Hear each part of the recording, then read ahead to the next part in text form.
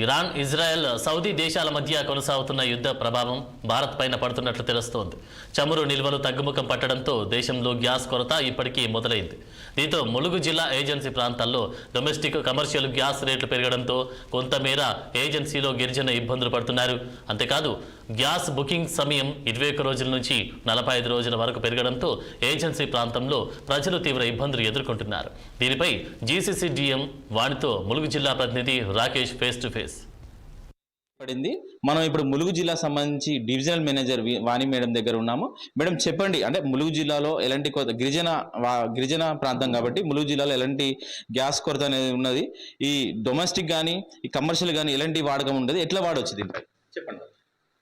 నా పేరు కుంజవాణి, divisional manager GCC ఏటూ నగర్. ఇక మా దగ్గర గ్యాస్ గోడం హెచ్పి గ్యాస్ గోడం ఉంది ఏటూ నగరంలో. ఏజెన్సీలలో అన్ని చోట్లలో మేము సప్లై చేస్తూ ఉంటాము. ప్రస్తుతానికైతే గ్యాస్ మీద ఎలాంటి కొరత లేదు.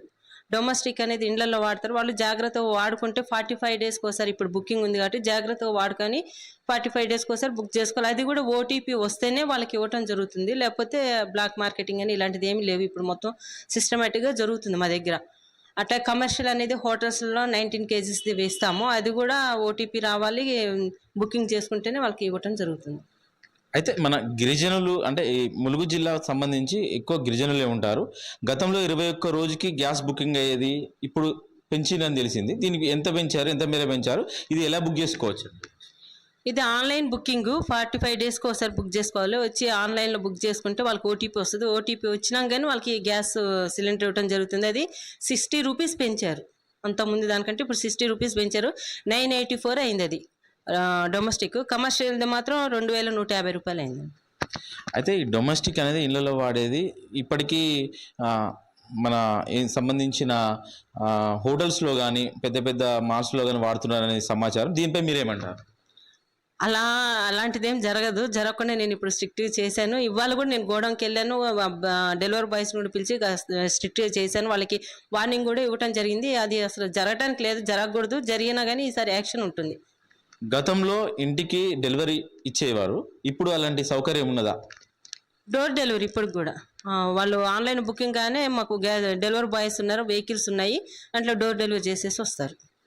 ములుగు జిల్లాకు సంబంధించి గిరిజనులు కానీ దళితులు కానీ ఎక్కువ ఉండే ఏరియా కాబట్టి వీళ్ళ గిరిజనులకు ఏం సందేశం ఇస్తున్నారు? గ్యాస్ అంటే గ్యాస్ ముడి సరుకు అనేది మన దేశాలలో గొడవల వల్ల తక్కువ గ్యాస్ వస్తుందని సమాచారంతో మీరు గిరిజనులకు ఏం చెప్పబోతున్నారు? చాలా జాగ్రత్తగా మంచిగా వాడుకోవాలి, దాన్ని మిస్యూజ్ చేసుకోకుండా కరెక్ట్ మనకు సరిపోయిన వరకు వాడుకునేసి జాగ్రత్త పరుచుకుంటే 45 డేస్కి. ఎందుకంటే ఇప్పుడు అక్కడ యుద్ధాలు జరుగుతున్నాయి కాబట్టి కొంచెం గ్యాస్ కొరత అనేది వస్తుంది. ప్రస్తుతానికి మన దగ్గర అయితే గ్యాస్ కొరత లేదు. ములుగు జిల్లాకు సంబంధించి గ్యాస్ కొరత లేదని చెప్పేసి డివిజనల్ మేనేజర్ వాణి మేడం అంటున్నారు. ఇప్పటికే ములుగు జిల్లా సంబంధించిన గ్యాస్ ఇంటికి డెలివరీ చేసే విధంగా కూడా ఉన్నదని చెప్పేసి అంటున్నారు. కెమెరామెన్ సతీష్తో రాకేష్, ములుగు జిల్లా 6 టీవీ.